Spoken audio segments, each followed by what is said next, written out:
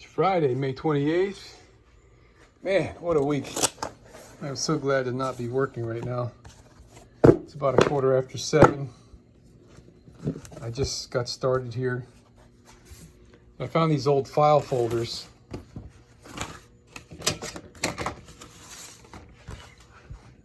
In case you're interested. Okay.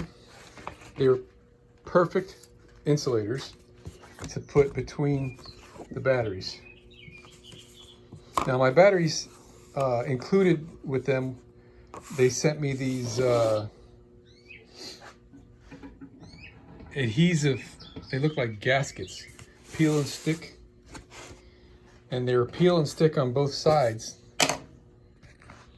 And imagine I could stick one to the side of each battery and just not peel off that slippery paper stuff from one side, but I don't want to deal with it, so I'm using my own separators. So here's my piece of steel,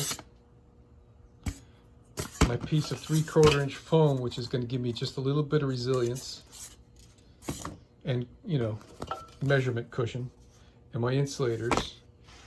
And we're going to do a test fit to make sure all the batteries fit in this box. And then I'm probably going to put a clear coat of polyurethane or two on the outside of this thing just to waterproof it. Since this thing is sitting next to my water tank, if I ever do spring a leak back there, I don't want this thing to be ruined just because I was too lazy to put a coating on it. So, all right, check it out, man. So I accidentally shorted myself one of the paper insulators for this one right here. I have to just go ahead and make it and stick it in there, but let me show you what I got going on here. These little set screws I bought. These are 1/4 inch, no, they're 5/16, 18 thread stainless set screws, and those are T-nuts that I have there.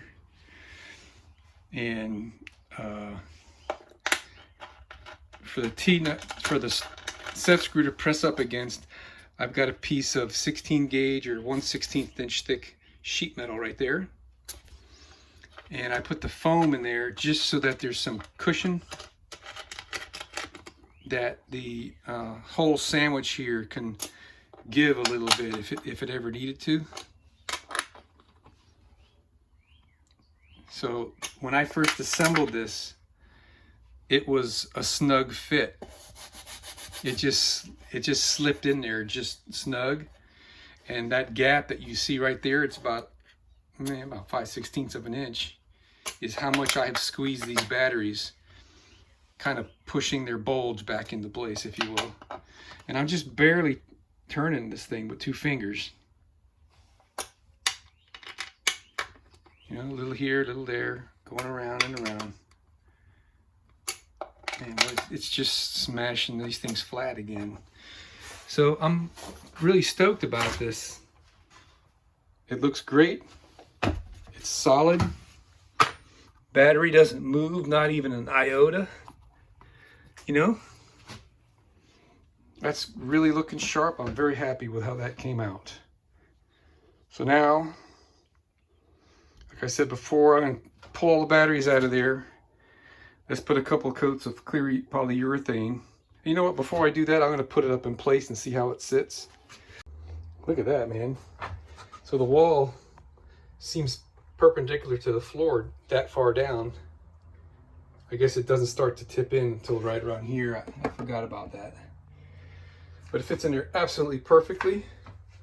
And I've got this little space up front where these wires are going to go down into, and the high current wires from my battery pack are going to go through here and then drop down and feed into my multi-plus inverter right there. Wow, it's perfect, man. It's really coming out great.